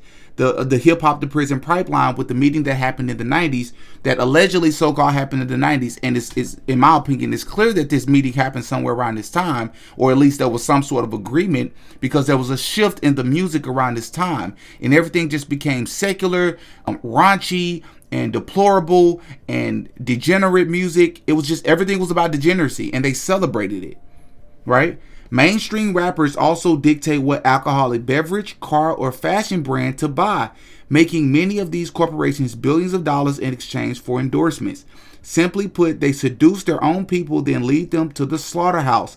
This is why boastful former crack dealers like 50 Cent and Jay-Z are promoted, and humble, educated, gifted rappers like Mos Def and Common are not. To summarize, the recent explosion of black entertainers using secret society symbols and hand signs.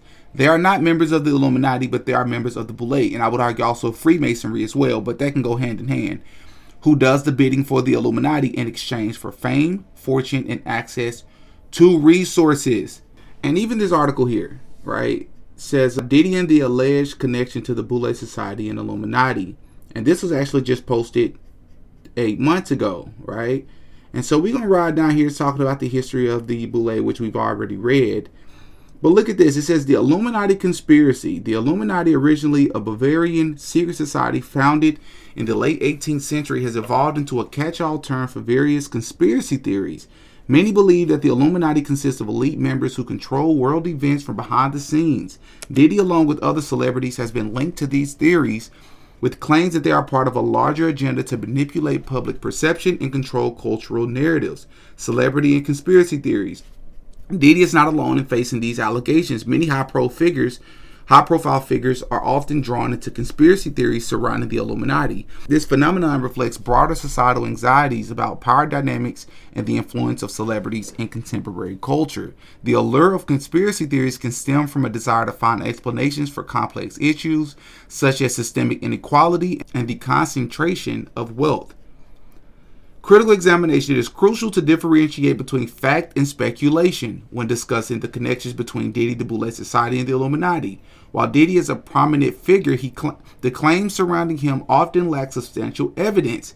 Instead, they highlight the tendency to connect successful individuals with secretive organizations without credible basis. Now listen, this right here, whenever you read something like this, when we're covering topics like this, when they say things to us like without credible basis, right, or substantial evidence, what they mean by that when they say substantial evidence or credible basis is you weren't there and you don't have it on video proof, and you also don't have these celebrities 100% admitting to be a part of this overall agenda.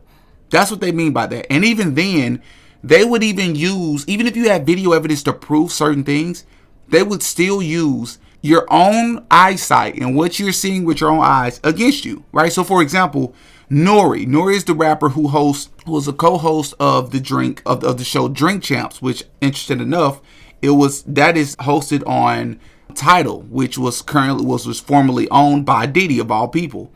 There's an episode that went viral many times over now where P. Diddy showed up for a Fabulous and Jadakiss interview, and Diddy is clearly acting extremely suspect and homosexual, calling other supposed heterosexual men daddy and begging them to party with him and holding their hands. It was just a very weird, it was clear as day what he was doing.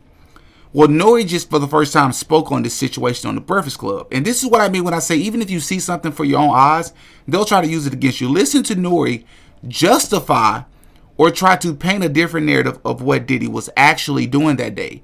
And the reason I want to show you this is because there are many people that's going to listen to Nori give the quote-unquote behind-the-scene explanation as to why Diddy was behaving and saying and doing some of the things he was doing. And there are going to be people that's going to actually believe him based on how believable he sounded. I understand. What I can say is, when I've ever been around, and I've been around quite some time, you know, I'm married, been married 16 years, so maybe I was never really around that, but I've never saw it.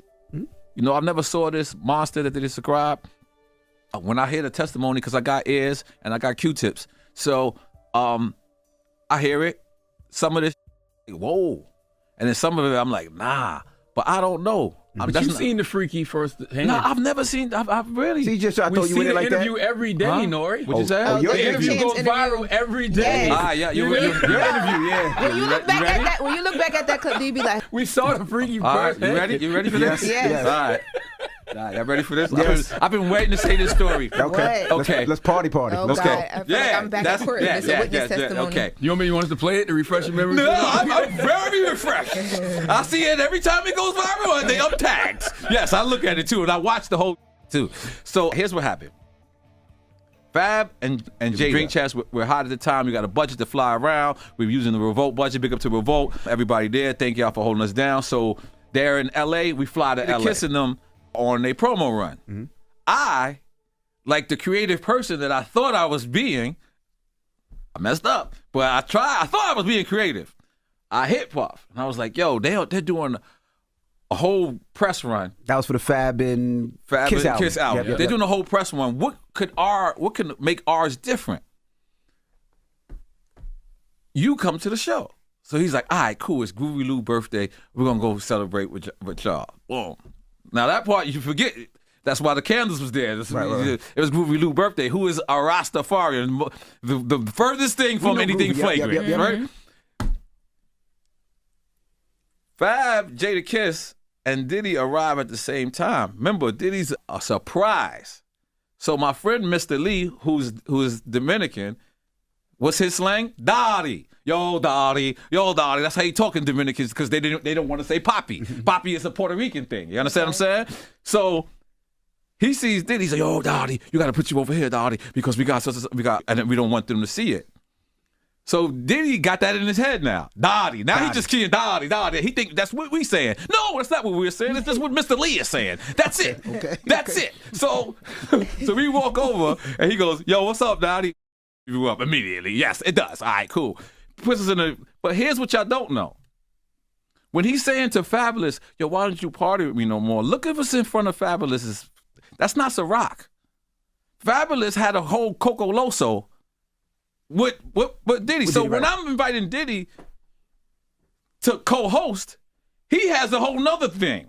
He's coming at Fab. Why you not drinking Ciroc no more? Right. That's what he's saying. Mm-hmm. Why we don't party no more? And look, he's pointing at it. He's like, and Fab, if you look, Fab is almost trying to throw the vodka away because he's like, and you know he had a deal. So that's really what that was about. Like that's what, and the daddy part came from Mr. Lee, and. You know, hold on, Nori. Go ahead. No, there was more to that. Let's go. I'm in.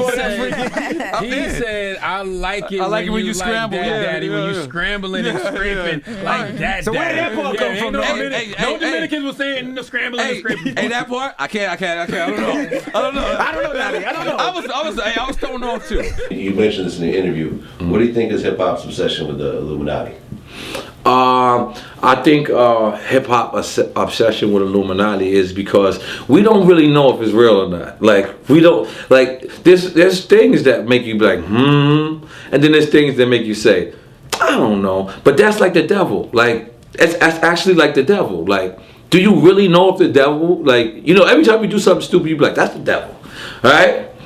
But every time you do something good, a lot of people might praise God. They may be like, you know what I'm saying? But nobody really knows the answers. Like, as much as religious as you can be, or as religious as you can be, religious as you can be, religious as I can be, if this table right here doesn't believe in God, you can't convince it. You know what I'm saying? So I feel like that's what the Illuminati is. The whole thing is, it exists to a certain extent, but we don't know if it's real. So that obsession will never stop, because there's a person who could tell you, God saved me and God came down and touched me, but he's the only one who saw it. You feel me? Who did the line Illuminati got my mind? That's Prodigy. That's Prodigy. Big up Prodigy, yes. Okay. Yes. I came out of jail reading The Pale Horse, and I read all that. And listen, I know Illuminati exists. Does it exist in hip hop? Probably not, but it wouldn't be far-fetched to say that some of our people are connected.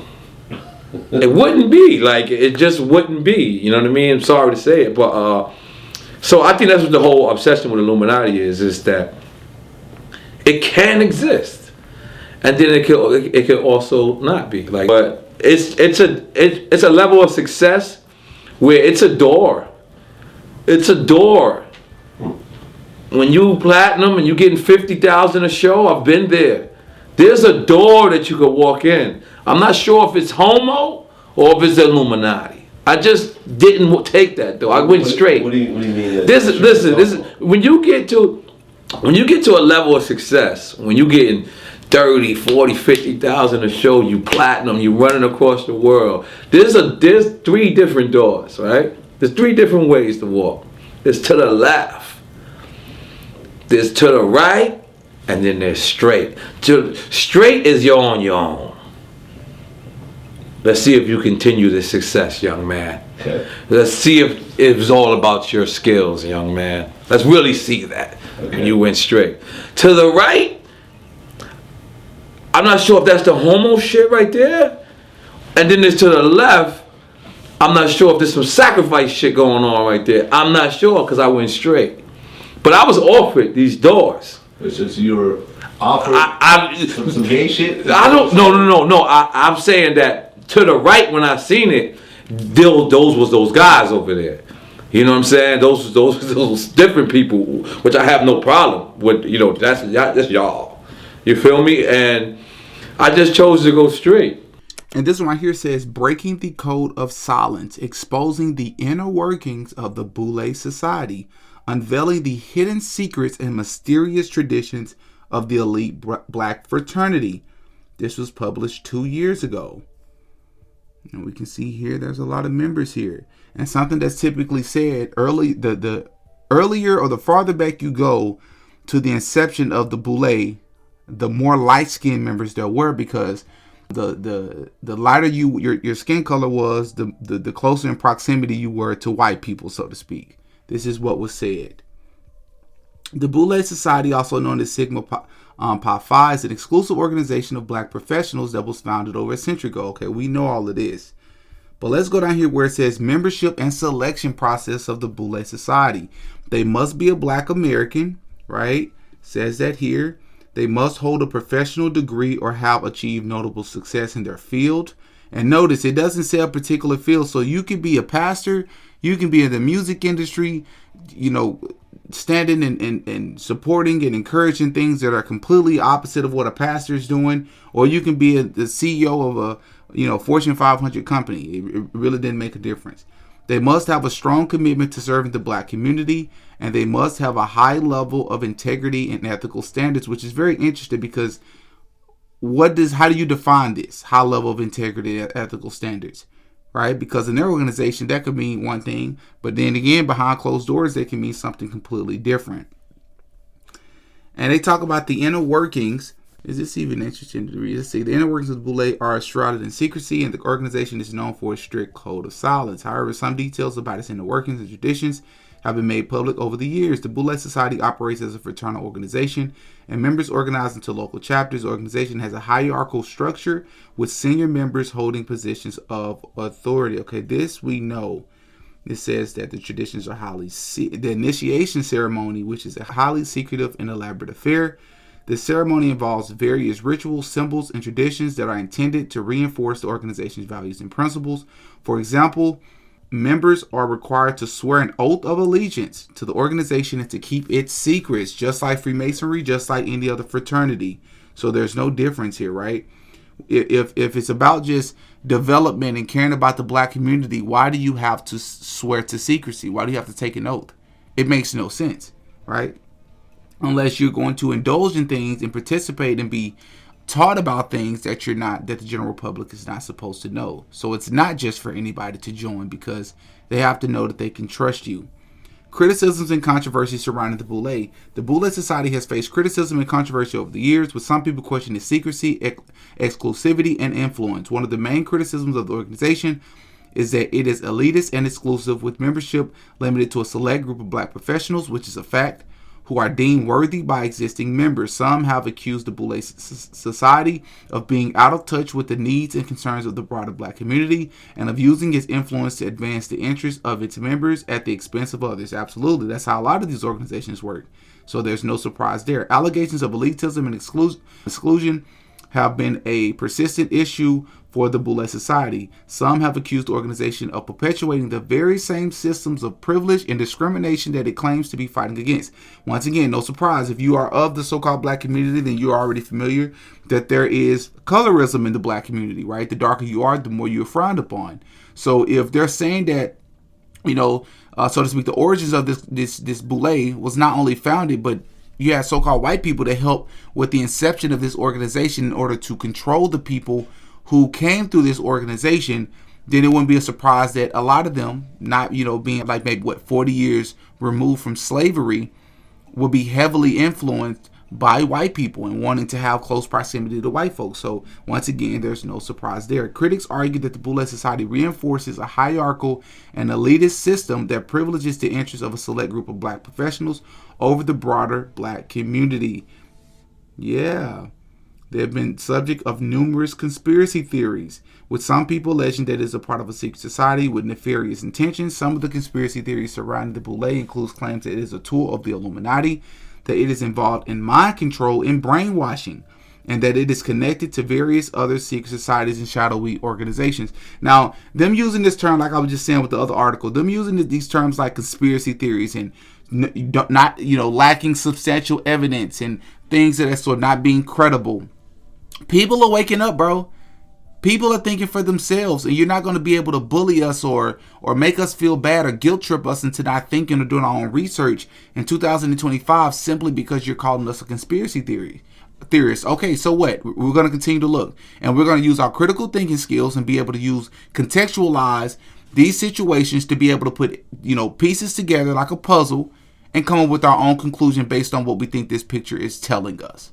And, based on the people that I just listed, there were several individuals that played a heavy role in the rise of Dr. Martin Luther King Jr. A guy by the name of A. Philip Randolph. You had Ralph Abernathy that I just mentioned. Then you had a guy by the name of Bayard Rustin, who was an openly gay black civil rights strategist. Now, let me be clear, as I've stated many times on this channel, when I talk about homosexuality on this channel, this is not to attack anybody for being homosexual. Yes, as a Christian, I believe that homosexuality is a sin, but this is not even what that's about. I want you to put this into proper perspective. We're talking about a pastor, a person who's supposed to believe in the Bible and supposed to believe in sin and repentance and things of that sort. There's very few times, if ever, I've heard in my life a person being around a pastor and being one of the closest peoples to a pastor, and I'm not talking about in modern day woke times that we're living in right now. I'm talking about 40, 50, 60 years ago when people actually tried to live by the standards of the Bible. It's very few times you'll hear about an openly gay man being one of the closest advisors to a pastor. That's what I want you all to understand. In fact, Bayard Rustin was arrested in Pasadena, California in 1953 after police found him engaging in consensual sex with two adult men in a parked car. He was charged with quote-unquote vagrancy and lewd conduct, pleaded guilty to a lesser sex perversion charge, and served around 60 days in jail. He was also placed on California's sex offender registry. This was later used against him politically. For example, Senator Strom Thurmond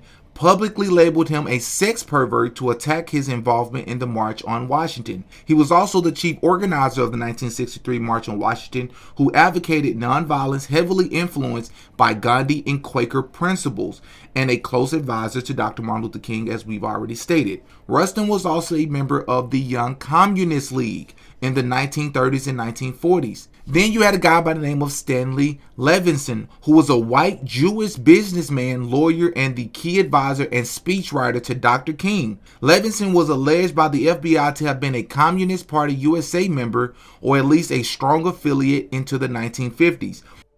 The Montgomery, Alabama bus boycott in 1956 brought Stanley Levison and Martin Luther King Jr. together.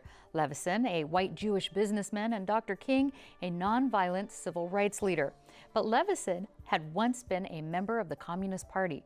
Their unusual friendship is the focus of the new book, Dangerous Friendship, written by my guest, San Diego author, scholar, and Rabbi Ben Kamen. And according to U.S. intelligence records and FBI surveillance, there was a suspected KGB operative named Viktor Leziovsky, who is documented to have worked closely with Stanley Levinson. For those of you that are not familiar, KGB is basically the main spy agency of the Soviet Union, kind of like their version of CIA plus FBI combined. They're responsible for things like spying on other countries like the United States, catching and controlling enemies inside the USSR, surveillance, propaganda, and even sometimes assassinations and recruiting spies in foreign governments, universities, and organizations. Levinson also helped finance and organize aspects of Dr. King's efforts through the Southern Christian Leadership Conference. He also co-wrote or edited many of Dr. King's major speeches, including early drafts of the I Have a Dream speech. That's right, Martin Luther King did not mostly write the I Have a Dream speech, which many of you may not see as problematic, but it absolutely is for a couple of reasons. One, if you truly have a dream about something, you should be the only one speaking about this in detail, in my opinion. Number two, even if you receive help fleshing out those details, it's extremely suspicious that you're using someone with communist ties to help write a speech that is of this magnitude. Bayard Rustin and Stanley Levinson were also responsible for many of the details included in the official biography of Martin Luther King Jr., and so one could argue that his entire image was crafted. Before Martin Luther King Jr. gave or made any major decisions, speeches, or interviews, he had to run everything by Stanley Levinson and Bayard Rustin. Everything. And that makes sense because, once again, the people we see speaking on television are almost never speaking on behalf of themselves, but on behalf of the people that heavily invested in them and their crafted image. So the ultimate purpose of Martin Luther King Jr. So essentially, I believe that Dr. Martin Luther King Jr. was a communist. He did not believe in the Holy Scriptures at all, and I believe his goal was to bring everyone together for the globalist agenda. The Civil Rights Movement was a red herring in order to bring black folks into the overall globalist agenda, which is Luciferianism, where the country and or the world was all and still is headed. That's the direction I believe the world is headed. This was the best way to pull it off, through the mechanism of communism. I believe Hegelian Dialectic tactics were used, similar to what was done during the LA protest a few weeks ago that I talked about as it pertains to Donald Trump and his administration. And I want to be clear, I'm not saying the CIA or the US government wasn't a part of, the assassination of Martin Luther King Jr. at all. I'm just simply stating that they 100% used him to further a cause that benefited their agenda. Otherwise, he wouldn't have been able to rise to prominence to begin with. It is said that a guy by the name of James Earl Ray was the person to kill Dr. Martin Luther King Jr. And I don't know, I personally don't know too many people that actually believe that. Many people either forget or don't know that this same person, that being James Earl Ray, wasn't even put on trial. This guy was arrested on June 8, 1968 at the airport in London, about 2 months after Dr. King was assassinated in Memphis, Tennessee on April 4, 1968. On March 10, 1969, Ray pleaded guilty to the murder of Dr. King in order to avoid the death penalty. This is called an Alford plea, where a defendant does not necessarily admit guilt, but acknowledges that the prosecution may have enough evidence to likely convict him. And because of the guilty plea, he wasn't allowed a deposition. There was no jury trial, no presentation of evidence, and no opportunity for public cross-examination of the government's case. James Earl Ray was a pawn and a patsy. So in other words, he was the fall guy, which reminds me of the JFK assassination, which was around the same time. If you read the JFK files, it is clear that there is credible historical evidence that President John F. Kennedy disagreed with Israel over its nuclear weapons program. And after his assassination, Vice President Lyndon B. Johnson, who became president, took a much more supportive stance towards Israel. The alleged killer of JFK was Lee Harvey Oswald, who was arrested shortly after President John F. Kennedy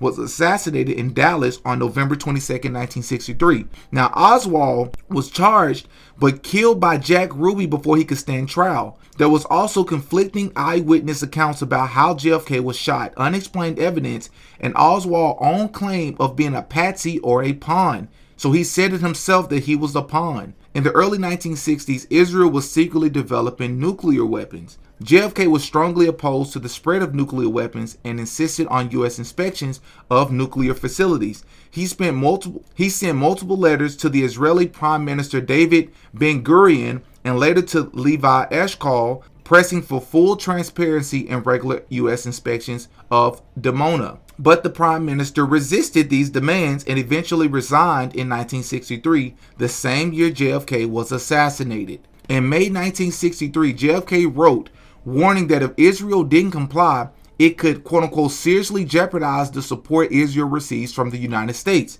Kennedy made it clear that nuclear non-proliferation was a red line, and Israel's ambiguity about Dimona was unacceptable to him. After JFK's assassination, Lyndon B. Johnson quickly became a staunch supporter of Israel, and under Lyndon B. Johnson, the U.S.-Israel relations significantly improved and the pressure over Dimona subsided or went away. In 1967, during the Six-Day War, Lyndon B. Johnson's administration provided Israel with major military and diplomatic support, marking a turning point in U.S.-Israel relations. And unlike JFK, LBJ did not push for nuclear inspections at Dimona with the same intensity, which, by the way, it is a documented fact that during a meeting at the White House in October 1963, President John F. Kennedy reportedly warned Martin Luther King Jr. that some of King's associates had ties to communism. This was part of the broader Cold War era concern about communist influence within the civil rights movement. Kennedy and his administration were worried about the movement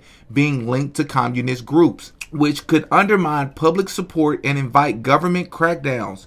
Despite this, JFK expressed support for King's cause, but urged caution regarding association with certain individuals. And even though the FBI under J. Edgar Hoover was intensely monitoring King and his circle, suspicious of communist infiltration, King was aware of these concerns but maintained that the civil rights movement was rooted in nonviolent Christian principles, not communism. So once again, I believe Dr. Martin Luther King did incredible work. I believe a lot of the impact from his legacy can still be seen today. But I also believe that Dr. Martin Luther King was being used by multiple different facets for multiple different purposes. But I believe one of the biggest purpose was the globalist agenda. I really believe that. And I think when you look at a lot of the ties that he had, a lot of relationships that he had, it reminds me of many other leaders, right? Because a lot of times we want to believe so badly that one person is powerful enough on their own and so courageous and bold enough on their own to step up to the system and things of that sort. And I'm not saying there's not people out there with courage like that, but you won't get very far unless there are people behind you that see how that they can benefit, or how there's a bigger purpose or a bigger cause that could be gained from a person's passion, which I believe Dr. Martin Luther King really did want to help black people. I think he really did care about all people. But I think who he truly was to his core, for the most part, was kept as a secret because they knew the backlash that it would come with, and he probably wouldn't get as much support if he was a pastor that was also supporting and doing things that were not very Christian-like, so to speak. Y'all up in the comment section, give me your thoughts. I do believe a lot of these people are Luciferian. I do believe a lot of these people worship the Bacchus and worship the Baphomet. I do believe that they believe in those sorts of deals. But again, as above, so below, and all of these Freemasonry belief systems, if you will probably not be a very popular thing if you were to be open and public about it, obviously. But y'all in the comment section, give me your thoughts. Let me know what you think, man. This is one of the biggest videos I've ever put together before. I'm sure everybody will not agree with this video. It's all right. Fact check me on the parts that you feel like I may have gotten wrong. I'm open to being wrong, but I'm also open to people being open, right? Hop in the comment section. Let me know what you think. Till next time. Peace.